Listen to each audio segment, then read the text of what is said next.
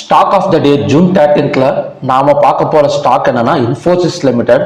So Infosys லிமிடெட்ல எந்த இடத்துல என்ட்ரி கொடுக்கலாம் அப்படின்னு பார்த்தீங்கன்னா, ஸோ மார்க்கெட் வந்து கிட்டத்தட்ட பார்த்தீங்கன்னா 1510 பார்த்தீங்கன்னா ஒரு ரெசிஸ்டன்ஸ் மாதிரி எடுத்துட்டு ஸோ மார்க்கெட் வந்து கீழே தான் இறங்கிட்டு இருக்கு.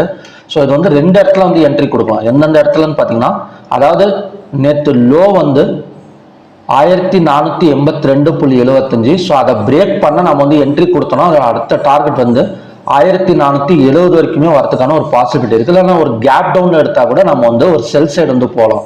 அதோட டார்கெட்டும் பார்த்தீங்கன்னா 1470. இல்லை அப்படின்னா சப்போஸ் மார்க்கெட் மேலே வர்றப்ப 1510 வந்தா நம்ம வந்து என்ட்ரி கொடுக்கலாம். செல் சைடு தான் கொடுக்கணும். ஸோ இன்ஃபோசிஸை பொறுத்த வரைக்கும் பை சைடு வந்து வேணாம்.